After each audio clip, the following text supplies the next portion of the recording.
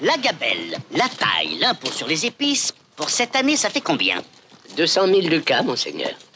Mais l'année dernière, ça faisait beaucoup plus. Oui, mais la récolte avait été très bonne. Cette année, la récolte a été très mauvaise, alors il faut payer le double.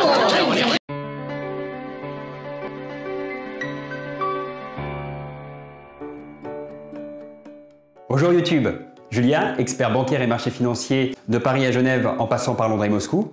Je suis très heureux de vous offrir cette capsule dédiée aujourd'hui à la taxe foncière. Ça sera le début d'une série qui sera dédiée sur un sujet hyper méga sexy, la fiscalité. Je sais qu'en prononçant ce mot, j'ai perdu 75% de mon audience. Pour les 25% qui restent, les sérieux qui veulent se lancer dans l'investissement locatif, on va laisser de côté l'impôt sur le revenu, l'IFI, que je vous souhaite un jour de payer, ou la CSG-CRDS, pour se concentrer sur un sujet, la taxe foncière. Et pourquoi? C'est une menace pour la rentabilité de vos investissements. La taxe foncière, c'est déjà un impôt que j'aime pas trop. Pourquoi? Parce que c'est un impôt sur le stock. Les impôts sur le stock, ça veut dire clairement, si vous n'avez pas de revenus, vous paierez quand même un impôt. On peut éviter de payer la taxe foncière, mais dans des cas bien spécifiques, des cas de conditions de revenus ou des destinations bien précises. Pour les logements neufs, on a une franchise de quelques années de la taxe foncière ou les terres agricoles. Mais pour la majorité des propriétaires, il est impossible d'éviter cette taxe foncière. La taxe foncière a une sœur, la taxe d'habitation. La différence entre taxe d'habitation et taxe foncière est assez simple. Vous payez la taxe d'habitation si vous vivez dans le bien, si vous l'utilisez à des fins personnelles. Vous payez la taxe foncière si vous êtes propriétaire du bien. Exemple très concret, vous êtes propriétaire de votre résidence principale, vous n'avez pas de résidence secondaire et vous avez 3 appartements en location, vous paierez 4 taxes foncières et une taxe d'habitation. La taxe d'habitation devrait, conditionnelle, disparaître. Quel est le rapport entre la taxe foncière et l'impôt sur les loyers fictifs? Dans le passé, il y a eu des débats sur l'instauration d'une nouvelle taxe sur les loyers fictifs. Ça veut dire que si vous avez un appartement, vous pouvez prétendre à recevoir certains loyers et donc être taxé sur ce loyer fictif. Ça a fait le buzz dans tous les médias spécialisés pendant quelques temps et après c'est retombé avec la parole d'or du gouvernement disant que ce type d'imposition ne sera jamais mis en place. Et sur ce point, je le crois, je pense qu'il n'y aura jamais un impôt proprement sur la perception de loyer fictif. Pourquoi? C'est très simple.